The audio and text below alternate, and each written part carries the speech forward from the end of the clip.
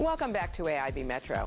You know, the faith community is in many ways taking the lead on going green, with creation care committees and with kids learning about sustainability and earth stewardship as part of their religious studies.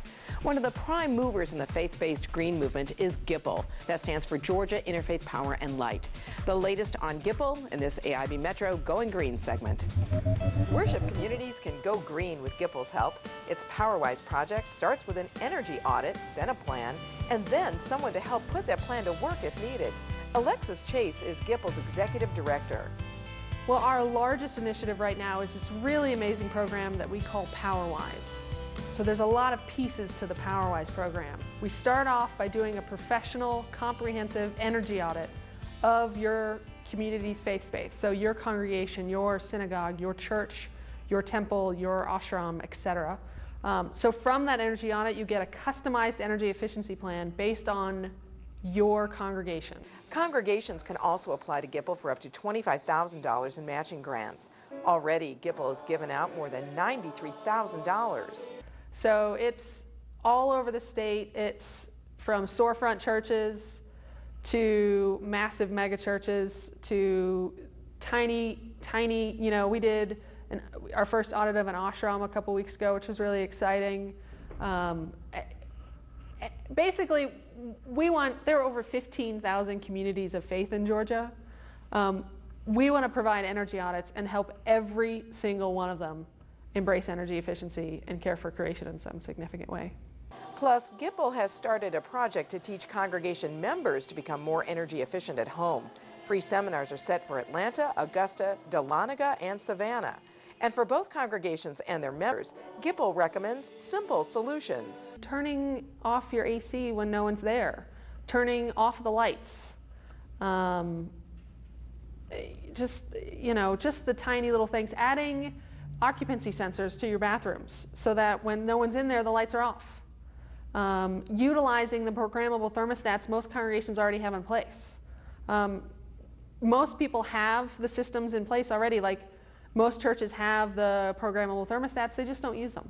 So it's a behavioral change. Turning off your computer at night, turning off your modem at night. You don't need your modem at night in your congregation when you're at home. Turn it off. Lights and heating and air conditioning systems are another energy waster. And so upgrading your sanctuary lighting to something more efficient, or as your bulbs burn out throughout your congregation, switching them for higher efficiency bulbs. So it tends to be behavioral, then lighting. And then the last thing tends to be between your heating and air conditioning system. So in some way upgrading or utilizing, a little more efficiently, or cleaning your ducts. So it has to do something with the HVAC system. Or insulation. We are finding, I'm always surprised, and I don't know why it surprises me. It happens a lot. Congregations will build a new building, or they'll have some work done on their roof, and no one will have gone up there in 50 years. We go up there in their crawl spaces and we'll look around and be like, wait, there's no insulation above your, gym. There's no insulation above your sanctuary, none at all. Like no insulation at all. It's Georgia, it's hot, you're cooling the space.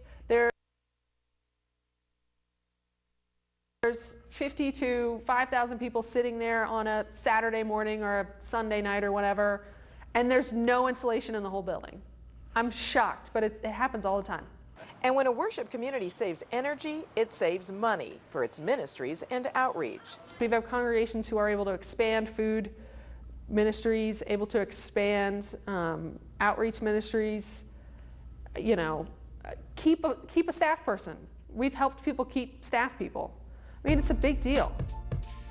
GIPL's goals: home energy audit workshops in every worship community in the state. To learn more about GIPL, its programs and events, check out its website at GIPL, that's GIPL.org. Meantime, here's my monthly First Person Report, where you could say my faith meets farming. Every Wednesday between 5 and 7 p.m., I drive into the parking lot of Congregation Shearith Israel in the Virginia Highland neighborhood of Atlanta. It's time for my weekly veggie pickup. On this Wednesday, I run into Robin Rosen, one of 65 families who belongs to the CSA, or Community Supported Agriculture Program. We love the fresh vegetables. We love the variety.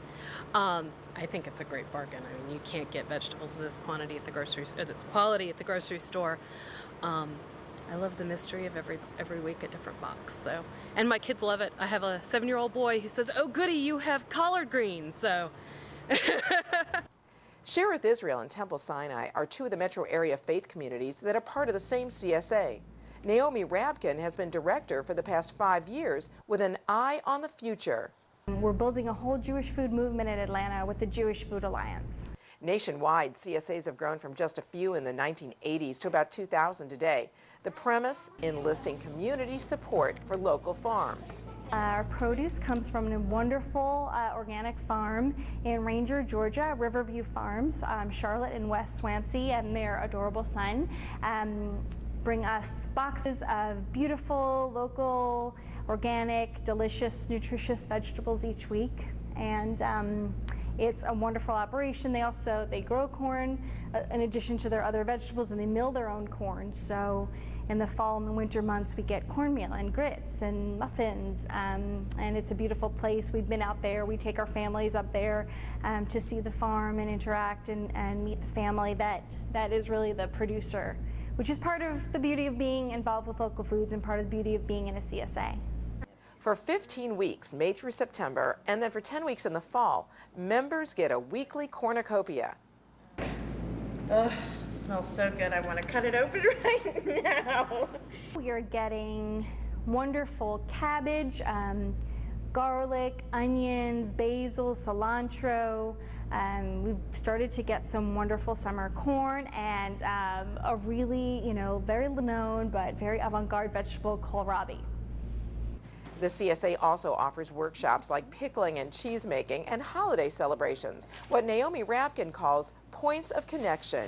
There's a real connection for me with a lot of the Jewish values that really resonate with me. Tikkun Olam, repairing the world, Bal Tachshit, really guarding the earth, and Shomrei Adamah, protecting our environment, and values that I was raised with. I had a strong social justice Jewish connection growing up.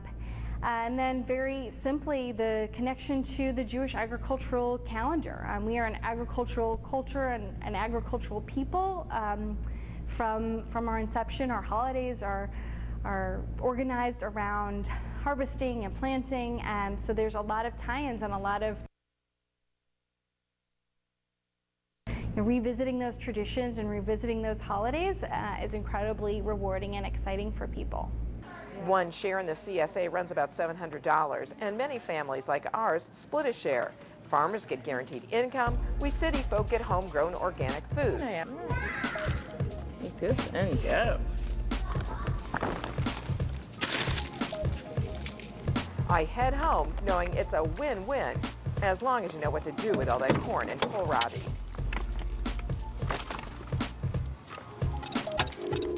To find out more about community-supported agriculture programs and organic farmers in your area, check out the website of a group called Local Harvest at localharvest.org. AIV Metro will